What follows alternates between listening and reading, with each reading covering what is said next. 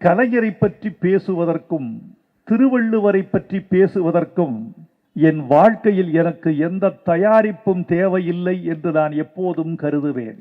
தூக்கத்தில் எழுப்பி வள்ளுவரை பேசு என்றாலும், புரண்டு படுக்கிற போது எழுந்து கலைஞரை பற்றி பேசு என்றாலும் என் ஆழ் மனதின் மூளை தயாராகவே இருப்பதாக நான் கருதுகிறேன். எப்படி கலைஞரை கொண்டாடுவது?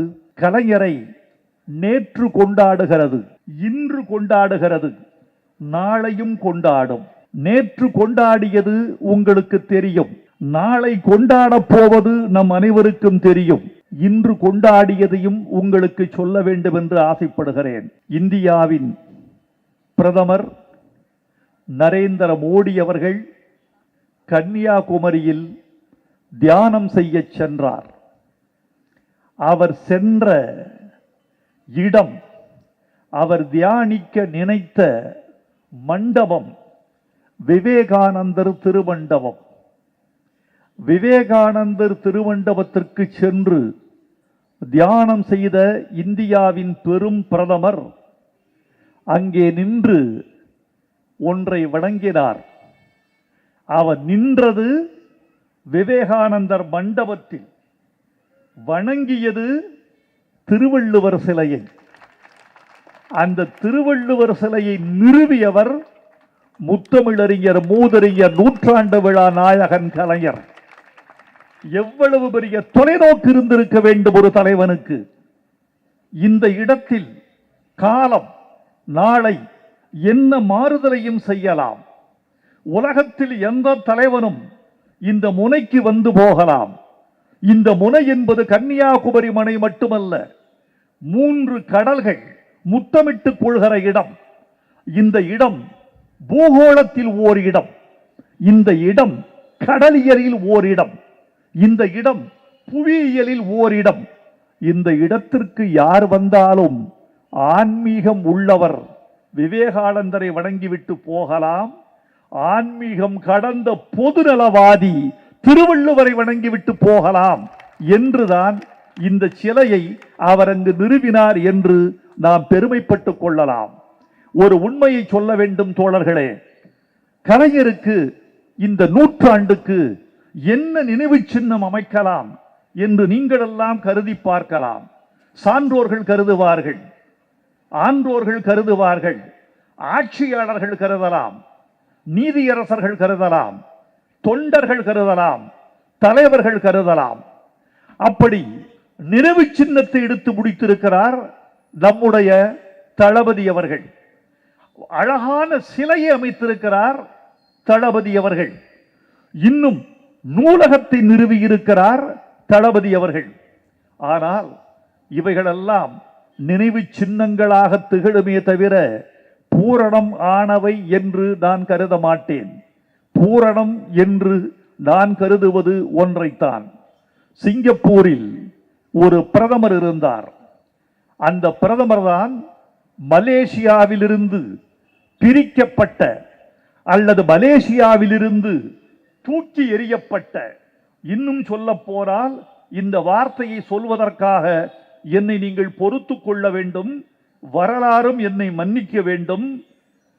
மலேசியாவிலிருந்து தூக்கி எறியப்பட்ட என்று சொல்வதை விட, பிரிக்கப்பட்ட என்று சொல்வதை விட, மலேசியாவிலிருந்து துப்பப்பட்ட சிங்கப்பூர். அந்த சிங்கப்பூரை கண்ணீரோடு பெற்றுக்கொண்டு பிரதமரான நம்முடைய லீ குவான் யூ என்ற மலேசிய சிங்கப்பூர் பிரதமர் அந்த நாட்டை கட்டி எழுப்பினார். தண்ணீர் இல்லாத நாடு, இயற்கை வளம் இல்லாத நாடு, பெரிய பெரிய கனிமங்கள் இல்லாத நாடு, பெரிய இராணுவம் இல்லாத நாடு, நிலப்பரப்பு பெரிதில்லாத நாடு. அந்த நாட்டை இந்த உலக படத்தில் முக்கியமான புள்ளியாக மாற்றியவர் லீ குவான் யூ. அந்த லீ குவான் யூவை பார்த்து அமைச்சர்கள் சென்று கேட்டார்கள், உங்களை நாங்கள் ஒரு வேண்டுகோள் விடுக்க வந்திருக்கிறோம், நீங்கள் ஒப்புக்கொள்ள வேண்டும். என்ன வேண்டுகோள்? உங்களுக்கு நாங்கள் ஒரு நினைவு சின்னம் அமைக்க வேண்டும். எங்கே, எந்த மாதிரி நினைவு சின்னம் அமைக்க வேண்டும் என்று நீங்களே சொன்னால் நாங்கள் அமைத்து விடுகிறோம். தொண்டர்கள், தலைவன் மீது காதல் கொண்டவர்கள், அவரால் அமைச்சர்கள் ஆனவர்கள், அவர்கள் கேட்கிறார்கள், உங்களுக்கு நினைவு சின்னம் அமைக்க வேண்டும், இடம் சொல்லுங்கள் என்று. எந்த வடிவத்தில் வேண்டும் என்றும் சொல்லுங்கள் என்கிறார்கள். லீ குவான் யூ சொன்னார், எனக்கா நினைவு சின்னமா, தனியாகவா? எனக்கு எது நினைவு சின்னம் தெரியுமா? சொல்லுங்கள் சொல்லுங்கள். சிங்கப்பூர் தான் என் நினைவு சின்னம். நான் கட்டி எழுப்பிய சிங்கப்பூர் தான் என் நினைவை, என் பெருமையை காலமெல்லாம் சொல்லுகிற இடம் சிங்கப்பூர் தான். எங்கள் முத்தமிழறிஞர் கலைஞருக்கு நினைவு சின்னம் தமிழ்நாடுதான், தமிழ்தான், இலக்கியம்தான். இந்த தமிழ்நாட்டில் அவர் பாதம் படாத இடம் உண்டா? அவர் மனதுக்குள் புகுந்து வெளிவராத ஊர் உண்டா? அவருடைய கையெழுத்தினால் நிறம் மாறாத இடம் உண்டா? அவர் கட்டாத பாலம் உண்டா? அவர் கட்டாத அணைகள் உண்டா? அவர் திறந்து வைக்காத பள்ளிக்கூடங்கள் உண்டா? அவர் ஏற்றி வைக்காத கொடிக்கம்பங்கள் உண்டா? அவரால் உணவிருந்தாத பிள்ளைகள் உண்டா? அவரால் பெருமை பெறாத தாய்க்குலம் உண்டா? எதை எடுத்தாலும் அவருடைய நினைவுகளை கடந்து விட்டு போக முடியாது. நான் சென்னையில் காரில் ஏறி அமர்ந்தவுடன் எந்த திசைக்கு சென்றாலும், கிழக்கே போ, மேற்கே போ, வடக்கே போ, தெற்கே போ, என் ஓட்டுநர் ஓட்டுகிறார். நான் முன் சீட்டில் அமர்ந்திருக்கிறேன். நான் கடந்து போகிற இடமெல்லாம் கலைஞரோடு நான் பயணப்படாத இடம் இல்லை. இது அவரோடு திறந்து வைத்த பாலம், இது அவரோடு மீட்டிங் பேசிய ஹால், இது அவரோடு பயணம் செய்த பாதை, இது நாம் திறந்து வைத்த கட்டடம், இது அவரோடு நாம் உரையாடிய இடம், இது அவரோடு நாம் உரையாற்றிய அரங்கம். அவர் இல்லாத இடமே இல்லை. எனவே சென்னையை கழிக்கவும் கலைஞரை கழிக்கவும் என்னால் முடியவில்லை தோழர்களே. அவர் எப்படிப்பட்ட, என்னை அவர் அதிகமா, நம்ம ஹிந்து ராம் அவர்கள், அவர் மீது எனக்கு என்ன மரியாதை தெரியுமா? ஹிந்து பத்திரிகையின் கேரக்டர் வேறு, இந்து ராமின் கேரக்டர் வேறு அல்ல. இந்து பத்திரிகையின் கேரக்டர், குணாதிசயம், பண்பாடு எதுவோ, அடையாளம் எதுவோ, அதுதான் ஹிந்து ராம் அவர்களின் அடையாளம், ஹிந்து ராம் அவர்களின் பண்பாடு, குணாதிசயம். உண்மைக்கு பொருந்தாத, நம்பகத்தன்மை இல்லாத, மக்களை மழுப்புகிற, மயக்குகிற எந்த செய்திக்கும் ஹிந்து பத்திரிகையிலும் இடமில்லை, ஹிந்து ராமுக்கும் இடமில்லை. ரெண்டு பேரும் உண்மைக்கு பக்கத்தில் இருப்பார்கள். உண்மையை உறுதி செய்து கொள்ளாமல் பேச மாட்டார்கள். உண்மைக்கு புறம்பாக பேச வேண்டும் என்றால் மௌனமாகி விடுவார்கள். நான் ஒரு கொள்கை வைத்திருக்கிறேன், உண்மையை மட்டுமே உரையாடுவது. ஒலிபெருக்கி முன்னாலும், நண்பர்கள் முன்னாலும், சமூகத்தின் முன்னாலும், என்னுடைய துறையின் முன்னாலும் உண்மையை மட்டுமே பேசுவது சாத்தியமா? உண்மையை மட்டுமே பேசுவதில் எல்லோருக்கும் சாத்தியம் உண்டு. எது தெரியுமா முடியாது? பொய்யை பேச முடியாது. பொய்யை பேசுவதை தவிர்த்தாலே எல்லாமே உண்மையாகிவிடும்.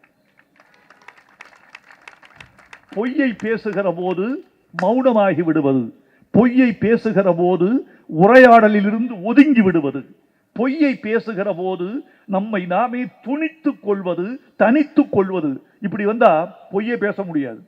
கலைஞர்கிட்ட பொய்யே பேச முடியாது. இங்க பேசினாரே, அவற்றை நான் பொய்யே பேசுவதில்லை என்று ஜெகத் ஐயா. ஜெகத் அவர்கள் பேசுகிற போது நான் ஒன்றை கவனிப்பேன், தமிழ் இவரை கட்டிக் கொள்கிறதா, தமிழ் இவரை கட்டிக் கொள்கிறதா, தமிழை இவர் கட்டிக் கொள்கிறாரா? இந்த ரெண்டுக்கும் எனக்கு வேறுபாடு தெரியல. ஒரு மனிதன் உச்சரிக்கிற போது, ஒரு மேடையில் பேசுகிற போது நான் கவனிப்பேன், இந்த மனிதன் உள்ளே தயாரித்து விட்டு ஒப்பிக்கிறானா, உதட்டுக்கும் ஒலிபெருக்கிக்கும் மட்டுமான இடைவெளியில் பேசுகிறானா? இது ரொம்ப முக்கியமான நுட்பமான பதிவு. பார்க்கும்போது தெரியும், இந்த ஆளு பிரிப்பேர்டு நாடக பாத்திரம். இந்த ஆளு நாடகத்தில் எழுதி கொடுத்ததை மனப்பாடம் செய்து கொண்டு ஒருவன் பேசுவான். அதில் தப்பு வந்துவிடக் கூடாது என்றே நிறைய தப்பு செய்வான். எப்போது தப்பு வந்துவிடக் கூடாது என்று ஒரு மேடை பேச்சாளர் நினைக்கிறானோ அவன் தவறுகளை செய்து கொண்டே இருப்பான். ஆனால் நம்முடைய ஜகத்தையா அவர்கள் இங்கே பேசுகிற பொழுது இவர் பேசிக்கொண்டே இருக்கிறார். தமிழ் வந்து கொண்டிருக்கிறது, தமிழ் வந்து கொண்டே இருக்கிறது, இவர் பேசிக்கொண்டே இருக்கிறார். கொடி அசைந்ததும் காற்று வந்ததா, காற்று வந்ததும் கொடி அசைந்ததா? இது முக்கியமான கேள்வி. தமிழ் வந்ததால் இவர் பேசுகிறாரா, இவர் பேசுவதால் தமிழ் வருகிறதா? இந்த கேள்வி, இதற்கு மிக முக்கியமான பதிலை எங்கள் புலவன் சொல்லி இருக்கிறான். கொடி அசைந்ததும் காற்று வந்ததா, காற்று வந்ததும் கொடி அசைந்ததா? எது முதலில், எது பிறகு? இதற்கு இறையனார் களவையலில் பதில் உரைக்கிறான்.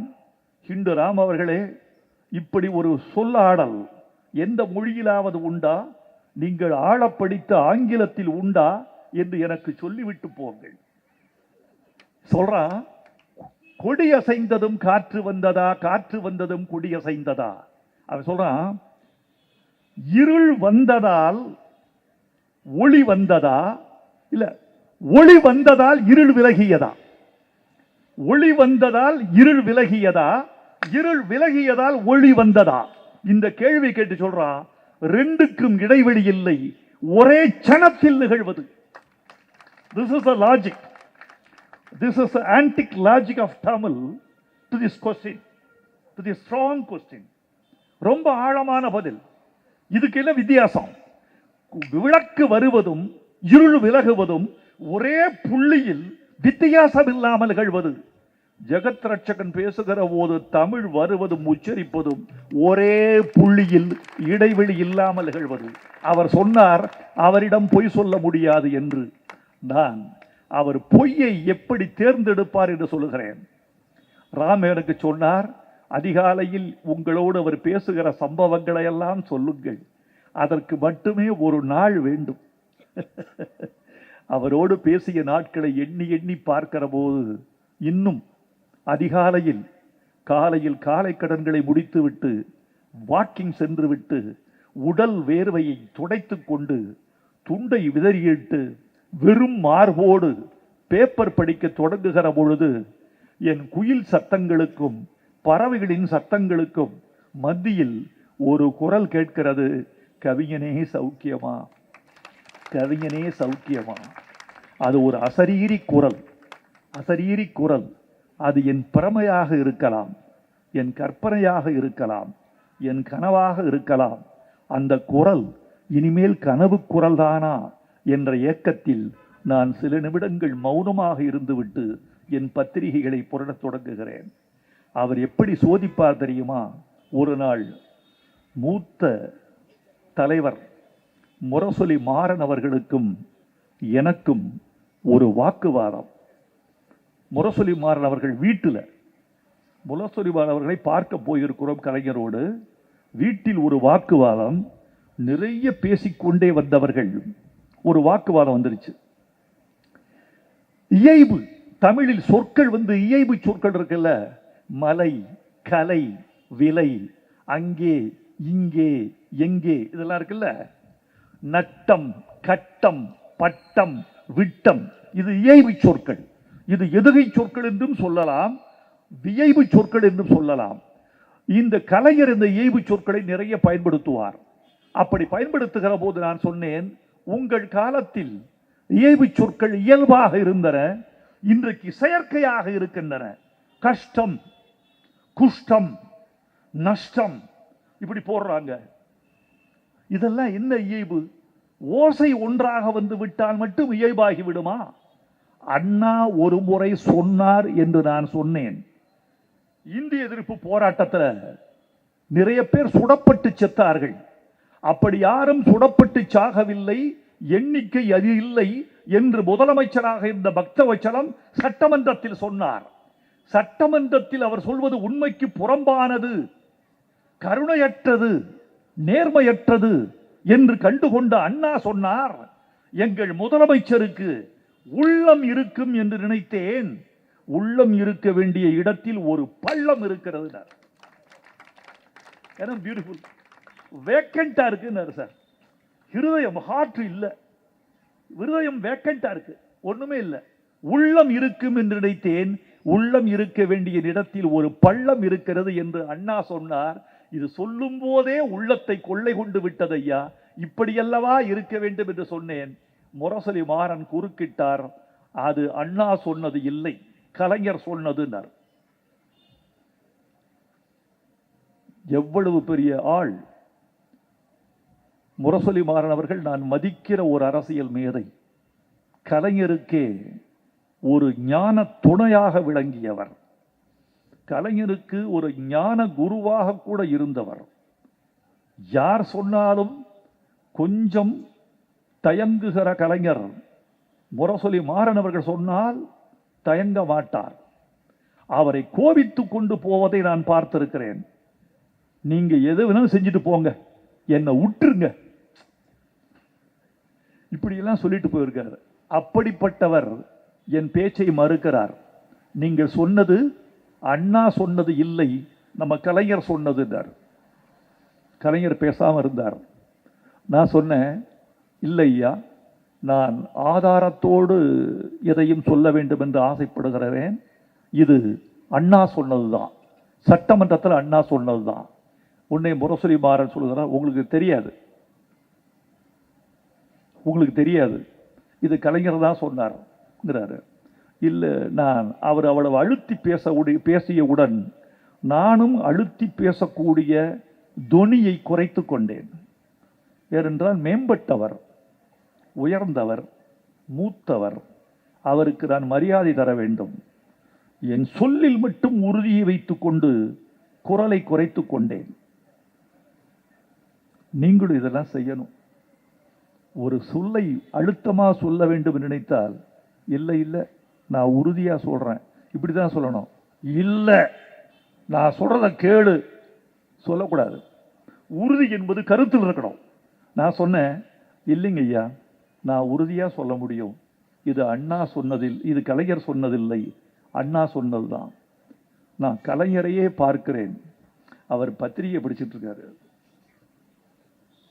எங்களை பார்த்துட்டு பத்திரிகை படிச்சுட்டு இருக்காரு. நான் அவரு நிறுத்தலை, நானும் நிறுத்தலை. நான் ஏன் நிறுத்தலைன்னா, என் பக்கம் இருக்கும் சத்தியம் எனக்கு உண்மை என்று எனக்கு தெரியும். அந்த உண்மை எனக்குள்ள இருக்கிற வரைக்கும் நான் ஏன் பின்வாங்கணும்?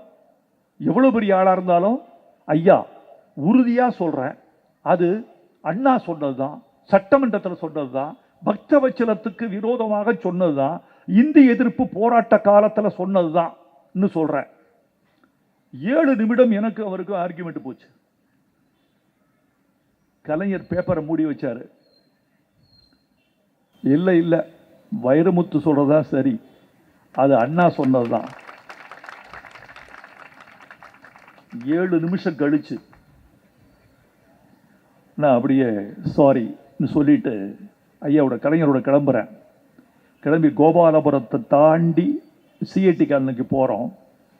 போகிற வழியில் அந்த கல்பத்தருமா வர்ற இடத்துல நான் அவரை கேட்குறேன், ஐயா நானும் அவரும் அவ்வளவு உக்கிரமாக வாதம் பண்ணிக்கிட்டு இருந்தவன், உங்களுக்கு தெரியும் தானே, 7 நிமிஷத்துக்கு முன்னால் சொல்ல வேண்டிய பதிலை 7 நிமிஷத்துக்கு முன்னாலேயே சொல்லியிருந்தா இந்த சண்டையே வந்திருக்காதே, ஏன் ஐயா மௌனமாக இருந்தீங்க? ஐயா சொன்னார், நீங்கள் 2 பேரும் அவர் கருத்தில் உறுதியாக இருக்கீங்களான்னு பார்த்தேன். அடே அப்பா, அடே அப்பா, ஒவ்வொரு நாளும் ஒரு ஆசான்க அவர். ஒவ்வொரு நாளும் மட்டும் கற்றுக்கொள்வதற்கு விஷயம் இருந்தது. சொல்லில், செயலில், பேச்சில், நடவடிக்கையில், பாவனையில் ஒவ்வொரு நாளும்.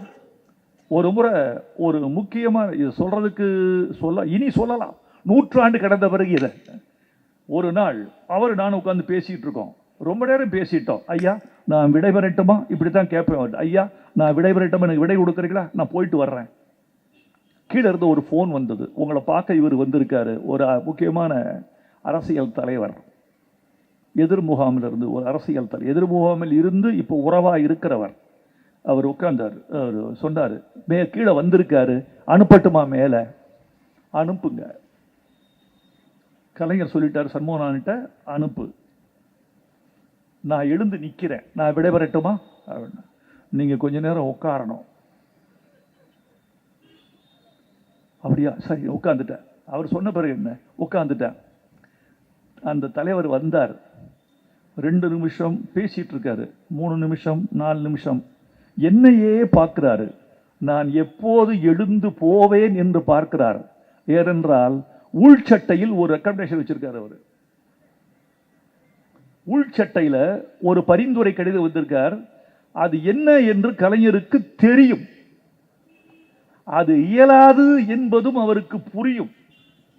உள்ள வச்சிருக்காரு, எடுக்க அவர் முயற்சி பண்றாரு. நான் உட்கார்ந்துட்டே இருக்கேன், நான் வேடிக்கை, அவங்க பேச்சை கேட்காத மாதிரி இருக்கேன். 4 நிமிஷம் 5 நிமிஷம் நான் எழுந்து போற மாதிரி இல்லை. அவர் 7 நிமிஷம் கழிச்சு எழுந்துட்டாரு வந்த தலைவர். அப்ப நான் வர்றேங்க, நான் இன்னொரு முறை சந்திக்கிறேன், வர்றேன், போயிட்டு வாங்க. போயிட்டார் அவர் கீழே படி இறங்கி. இப்ப நீங்க போகலாம். அடே அப்பா, சமாளிச்சிருக்க முடியுமா ஒரு ராஜாங்கத்தை? இப்போது சொல்லுகிறேன், கலைஞரை நான் மதிப்பதெல்லாம் 2 விஷயத்துக்கு உண்டு. எந்த தலைவனாக இருந்தாலும் செய்யலாம்.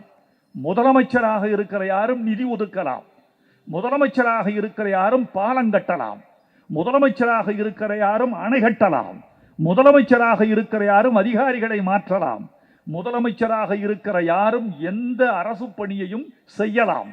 ஆனால் முதலமைச்சராக இருந்தாலும் இல்லாவிட்டாலும் செய்ய முடியாத 2 காரியம் கலைஞர் வாழ்க்கையில் செய்தது. நெருக்கடி நிலைக்கு எதிராக கட்சியை காப்பாற்றியது. எம்ஜிஆர் என்ற மக்கள் சக்தியை மீட்டு தமிழகத்தில் மீண்டும் முதலமைச்சரானது. அது வரைக்கும் 13 ஆண்டுகள் இந்த கட்சியை தனி ஒருவனாக காப்பாற்றியது. இதை நினைச்சு பார்த்தா தெரியும். ஒரு சின்ன சிக்கல் வந்தா ஒரு கட்சி தலைவன் எவ்வளவு தடுமாறுகிறான், கொள்கையில் எப்படி பிறழ்கிறான், எப்படியெல்லாம் தன்னை தடுமாற்றிக் கொள்கிறான் என்பதெல்லாம் இந்திய அரசியலை பார்த்தால் உங்களுக்கு தெரியும். ஆனால் கலைஞர் தன் கொண்ட கொள்கையை விடாமல், உறுதிப்பாட்டோடு, எந்த சமரசமும் செய்து கொள்ளாமல் தன் கட்சியை காப்பாற்றியதும், இயக்கத்தை காப்பாற்றியதும், கொள்கையை காப்பாற்றியதும் கலைஞர் என்ற ஒரு மனிதனுக்கு முன்னும் பின்னும் இல்லை. பெரியாருக்கு இவ்வளவு சோதனை இல்லை. ஏனென்றால் பெரியாருக்கு ஜனநாயக அரசியல் மீது நம்பிக்கை இல்லை. நான் எப்ப தெரியுமா மக்கள் சமரசம் பண்ண வேண்டியிருக்கும்? உங்க தயவு எனக்கு தேவை என்றால் நான் சமரசம் செய்து கொள்ள வேண்டியிருக்கும். நான் நாளைக்கு எலெக்ஷன் நிக்க போறேன்னு வச்சுங்க, இந்த மேடையில் இருக்க அத்தனை பேர் நான் சொல்ல வேண்டியிருக்கும். நாளைக்கு நான் எலெக்ஷன் நிக்க போறேன், எனக்கு ஒரு தொகுதி கொடுக்க போறாரு தளபதி, வச்சுக்கங்க. இந்த இவங்க தயவு வேணும், அவங்க தயவு வேணும், இவங்க தயவு வேணும். ரங்கநாதன் பேரை சொல்லிடுவோம், எதுக்கு வம்பு? இவரு பேரை சொல்லிடுவோம், வட்ட செயலாளர், ஒன்றிய செயலாளர். உன் பேர் என்னப்பா? இதை சொல்லிட்டு விட்டு போனவர்கள் மன்னிக்க வேண்டும், ஒரு மன்னிப்பு வேற கேட்டு போய் உட்காரணும்.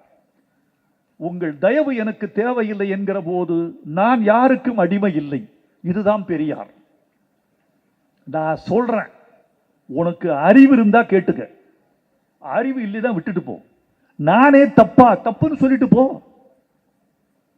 ஆனால் அண்ணாவுக்கு வேறு சிக்கல், கலைஞருக்கு வேறு சிக்கல். கொள்கையையும் விடக்கூடாது, சமரசமும் செய்யக்கூடாது, இந்த மக்களையும் அழைத்து கொண்டு பயணிக்க வேண்டும் என்பது கூடுதல் விலங்கு.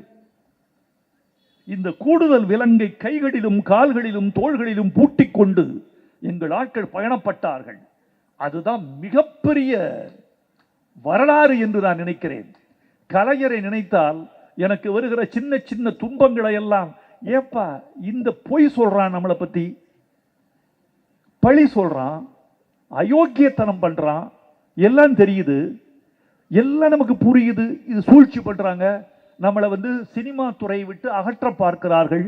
தமிழ் இலக்கியத்தில் எனக்கு கொடுத்திருக்கிற நாற்காலி கூட எனக்கு கொடுக்கல, இன்னும் ஒரு முக்காலி கொடுத்திருக்கிறார்கள் தமிழ் சமுதாயத்தில்.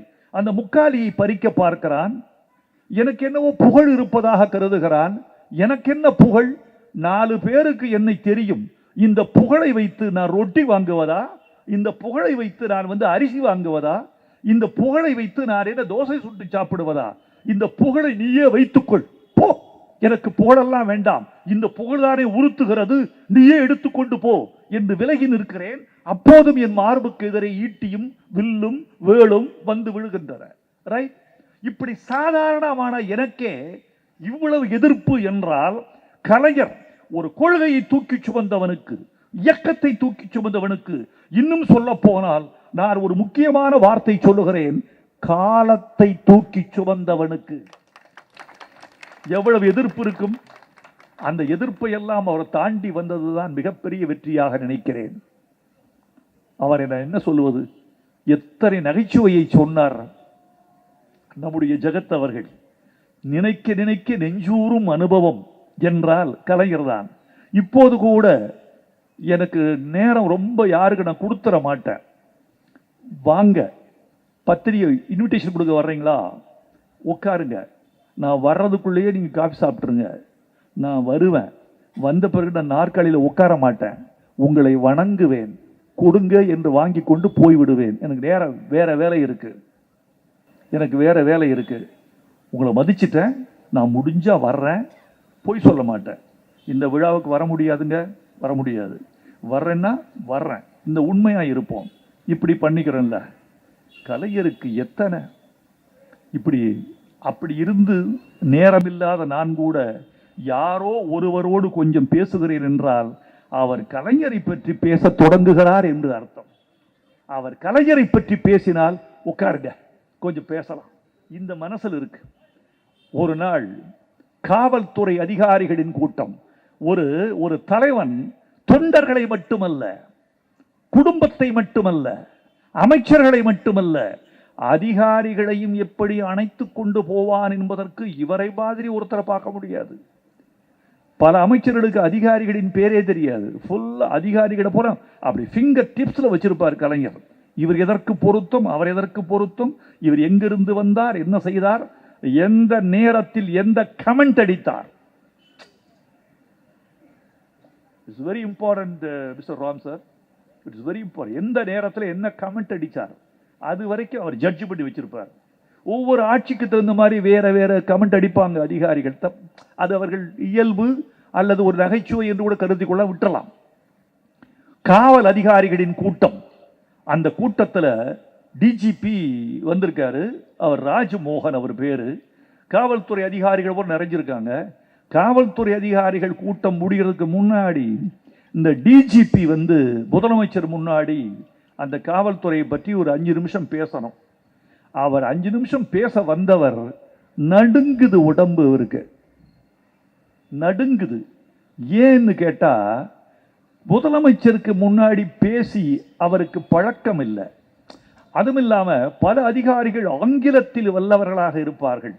தமிழில் பேசி தடுமாறிவிட்டால், கலைஞர் முன்னாடி தமிழ் பேசி தடுமாறிவிட்டால் நம்மை பற்றி எள்ளலாக நினைப்பாரே என்ற ஒரு சிறு அச்சம்.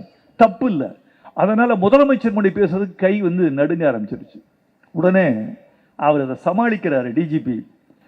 நான் முதலமைச்சர் முன்னாடி பேசுகிறேன், அதனால் என் கை நடுங்குகிறது என்று தயவு செய்து யாரும் கருதி விடாதீர்கள். இந்த கூடத்தில் ஏசி அதிகமாக இருக்கிறது, அந்த ஏசி அதிகமான குளிர்ச்சியில் நான் நடுங்குகிறேன், இவ்வளவுதான். கலைஞர் வந்தாரு, நான் முதலமைச்சருக்காக நடுங்கவில்லை. டிஜிபி சொன்னார், காவல்துறை தலைமை இயக்குனர் சொன்னார், நான் ஏசிக்காக, நான் முதலமைச்சருக்காக நடுங்கவில்லை, ஏசிக்காக நடுங்கிறேன். ஒரு டிஜிபி ஏசிக்கு நடுங்கலாமா? டிஜிபினா உங்களுக்கு தெரியும், ஏசின்னா அசிஸ்டன்ட் கமிஷனர். அசிஸ்டன்ட் கமிஷனர் ஒரு துணை கண்காணிப்பாளருக்காக ஒரு டிஜிபி நடுங்கலாமா? இப்படி ஆங்கிலத்தில் படித்த ஒரு வல்லமை. இதை கேட்டுட்டு காவல்துறையே கைகுட்டி சிரித்து ஆரவாரித்து, இவர் முதலமைச்சரா நம்முடைய தோழரா? இந்த ஒரு அழகு அங்க வந்தது. பேசலாம், பேசிக்கொண்டே இருக்கலாம், இன்னும் நிறைய பேசலாம். சேகர் பாபு அவர்களே, உங்கள் கூட்டத்திற்கு வரும்போதெல்லாம் நான் வியப்பது ஒன்று உண்டு. எப்படித்தான் இந்த தேர்ந்த முத்துக்களை ஒரே மண்டபத்தில் கொண்டு வந்து கூட்டுகிறீர்கள் என்று எனக்கு தெரியவில்லை. உங்களை பார்க்கிற போது நான் கலைஞருடைய வெற்றியை பார்க்கிறேன். தாய்மார்களே, தோழர்களே, நண்பர்களே, கலைஞரின் வெற்றி எது என்று நான் பார்க்கிறேன். ஹிந்து ராம் அவர்களே, நீங்கள் இப்போதுதான் கொஞ்சம் இறங்கி வந்திருக்கிறீர்கள் எங்களோடு. அதற்கு முன்னால் நீங்கள் உயர்ந்த, மற்றவர்களெல்லாம் வெள்ளி ஸ்பூனோடு பிறந்தவர்கள், நீங்கள் தங்க ஸ்பூனோடு பிறந்தவர். You born with golden spoon, silver spoon இல்ல. அதனால உங்களுக்கு தெரிஞ்சிருக்காது.